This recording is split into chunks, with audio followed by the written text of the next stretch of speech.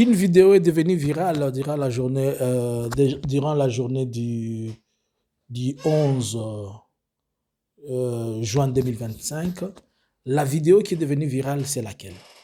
On a vu un militaire, qu'on peut dire, communément nous pouvons dire, un militaire M23, qui était à la poursuite qui était en train de chercher un civil, et on a vu pointer les canons, et puis le coup de balle, vous avez vu l'image, les images qui ont fait le tour de la toile, et beaucoup de gens ont crié « Voilà, voilà, voilà, voilà ». Alors exactement, qu'est-ce qui s'est passé? Nous essayons un peu de vous expliquer pour ne pas vous laisser dans le noir et pour ne pas vous laisser ne pas connaître la vérité des choses. Bonjour, bonsoir. Analysons Congo vous salue de partout. Losako. Alors, durant la journée du 11, il s'est passé quelque chose qui sont les résultats des retombées du 10. Je vous explique. Le 10 juin 2025, il était organisé en Founou, un meeting populaire, un meeting dans un terrain où le bourgmestre devait parler à la population pour leur poser des questions liées à la salubrité, liées à des questions d'hygiène. Il y avait un problème d'eau où on devait régler et il devait parler. Mais les Ouazalendo qui sont dans les coins ont envoyé les messages pour dire que la population ne vienne pas à ces meetings. J'en avais parlé et j'étais en train d'expliquer c'est quoi le phénomène Ouazalendo. J'ai un peu parlé du phénomène Ouazalendo et tout ça.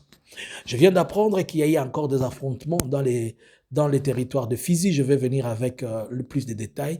Il y a beaucoup de Ouazalendo qui ont perdu la vie. Plus de 60 Ouazalendo ont été tués ce lundi. Les détails, le plus bref détail, vous les aurez. Alors, ce qui s'est passé, c'est que le bourgmestre, avant de commencer, juste quand il va commencer la meeting, un groupe de jeunes Ouazalendo vont venir, ils vont lancer la grenade là où le bourgmestre faisait la meeting. Et curieusement, un militaire a vu la grenade avant que la grenade explose et a poussé cela, la grenade est tombée dans un ravin, elle a explosé, il n'y a pas eu assez de personnes mortes. Mais pendant ce temps, on a commencé à les pourchasser.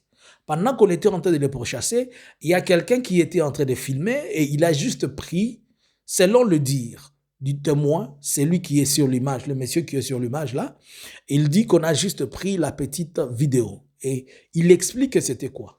Lorsqu'ils sont partis chercher ceux qui ont, lorsqu'on était en train de patrouiller, de ratisser le soi-disant Ouazalendo ou les bandits, les terroristes, puisqu'ils sont en train de déposer des engins explosifs.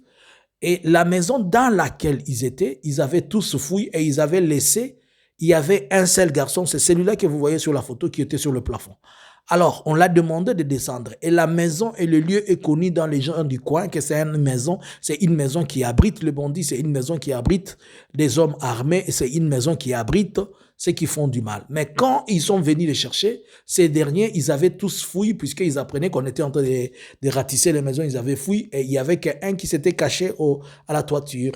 Et on l'a fait descendre, on était en train de lui poser la question en Swahili, où sont les autres? Et comme il ne voulait pas parler, on l'a assommé, on a tiré sur ses jambes. Il n'est pas mort, il est vivant. Il n'est pas mort, il est vivant. Ça, il n'est pas mort, il est vivant. On était juste en train de le demander qu'il explique où sont les autres. Est-ce que le militaire a bien fait ou il a très mal fait? D'abord, nous sommes face à un militaire et devant le soldat, la seule façon de s'adapter à son ennemi et la capacité d'un militaire de maîtriser, c'est le jugement entre les faits et la réaction. Et il était devant une situation qui lui demandait d'opérer un choix pour amener un résultat. Et pour un militaire, il a besoin d'un résultat. Il a besoin qu'on lui dise, il n'y a pas de cachot, il n'y a pas de cour, il n'y a pas de tribunal. Nous sommes dans un contexte où si cette grenade-là avait tué les gens là-bas, on ne serait pas en train de parler de ces choses-là. Mais c'est lui qui doit dire là où sont les autres, et c'est pourquoi la seule façon de le maîtriser, c'était quand même de le toucher. Bon, on ne sait pas si peut-être aussi les garçons avaient aussi autre chose, je ne sais pas, pour essayer de faire du mal aux militaires. Mais après, on apprend qu'il y a eu des arrestations et le meneur, apparemment, on l'a retrouvé et les autres, on les a retrouvés. C'est comme ça que celui-là est à l'hôpital. Mais celui que nous avons vu sur la vidéo en train de témoigner à l'hôpital, c'est parmi les personnes, c'est plutôt la personne qui a été blessé, puisque plus tard à la vidéo, il a commencé à parler, il a témoigné que comment les événements et les choses se sont passées, mais en réalité, il n'est pas mort, il est vivant. C'était une fausse alerte, dire qu'il a été tué, il est mort, il n'est pas mort, il est vivant. Et puisque l'audio qu'on nous a envoyé, il est en Swahili, mais au moins je vous interprète ce que l'audio dit, c'est que lui-même est en train de déclarer, vous devez comprendre. Là, il y a un autre problème lié à la même question sécuritaire. C'est le problème du meurtre qu'il y a eu à Kinshasa. J'ai posé la question et j'ai demandé, jusque-là, il n'y a pas de réponse. Je vais vous dire c'est quoi. C'est l'histoire du monsieur qui est décédé de l'IDPS. Le procès s'est passé à l'année-lumière que je ne peux pas comprendre. Wampanga est décédé la semaine passée. Pas plus de 2 jours, le procès a été mis en forêt. Et le procès qui commence, tous ceux qui ont crié, ils ont dit, c'est Augustin Kabouya. Augustin Kabouya, Augustin Kabouya. Mais le procès est passé si vite qu'on l'a politisé. On arrive juste à amener les gens à une condamnation. Les 6 ou les 9 personnes sont condamnées. On n'est pas descendu sur le lieu. On n'a pas fait d'enquête. Mais je me pose des fois des questions. La justice de chez nous, on dit après, la justice est malade. Après, on dira, les Rwandais ont détruit le pays. Après, on dira, si nous-mêmes nous ne sommes pas en mesure d'apporter une justice bonne, nous faisons une justice sélective, une justice taillée par la politique, une justice pour des faits comme celle-là, des barbaries. Quelqu'un qui entretient une milice en pleine capitale, quelqu'un qui entretient de bandits dans la capitale, quelqu'un qui est en mesure de pouvoir commanditer un meurtre, on ne l'a même pas invité, ni son avocat. Il n'y a pas eu d'avocat de Kabouya, il n'y a pas eu qui que ce soit qui est venu se plaindre ou parler de Kabouya. Kabouya a été disculpé, Kabouya a été pris comme quelqu'un qui n'a rien fait.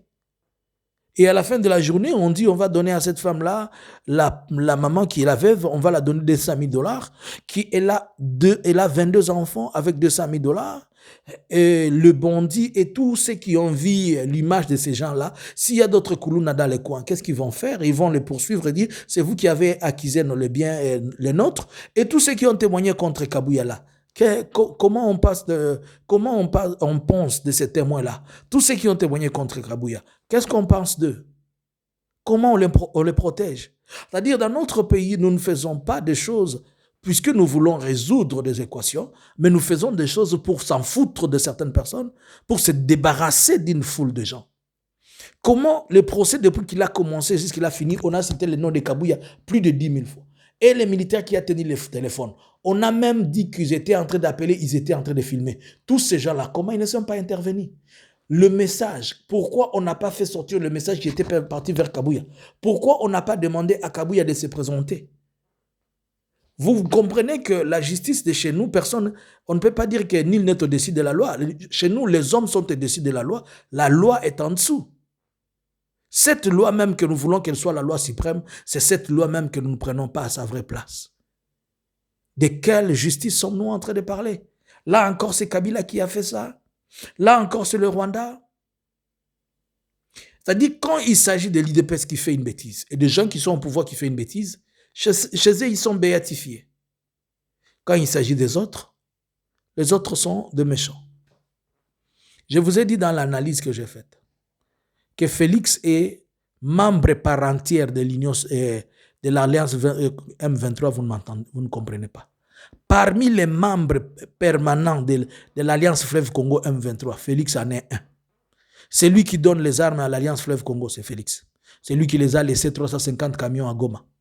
C'est lui qui les a donné $1 million, 1 600 000 $ en 2019 pour qu'ils achètent d'armes. C'est lui qui est parti les chercher en Ouganda. C'est lui qui a demandé à Museveni que les Makenga viennent. C'est lui qui a discuté avec eux en 2028. Donc, parmi les membres permanents de l'Union sacrée de l'Alliance, c'est parmi les membres qui sont dans la coordination de l'Alliance Fleuve Congo, Félix est dedans. Si vous voulez savoir tout le programme de l'Alliance Fleuve Congo, où est-ce qu'ils ont planifié faire ceci, même les contributeurs principaux, c'est Félix. C'est Félix qui leur donne tout ce dont ils ont besoin. Et vous voyez maintenant que c'est Félix qui est en train même de manipuler notre propre justice, qu'il a rendu à une justice taillée selon sa forme. Et pour nous distraire, on nous amène un garçon de rien du tout à Kolosi, on nous dit que c'est lui qui voulait faire un coup d'État à Félix. Et c'est quoi cette histoire de prendre tout le monde comme des idiots là? Selon vous, cette justice, ces procès qui est parti dactylo, en 2 jours, 3 jours, le procès est fini. Est-ce que ces procès, normalement, même si un juge l'a fait, ne pensez-vous pas que ces procès est très mal fait et qu'il faudrait que Kabouya revienne pour qu'il soit aussi chargé des choses pour lesquelles on est en train de dire qu'ils sont sur son nom? Qu'est-ce que vous pensez? À vous les claviers. Analysons Congo, nous sommes ensemble. Bonjour, bonsoir.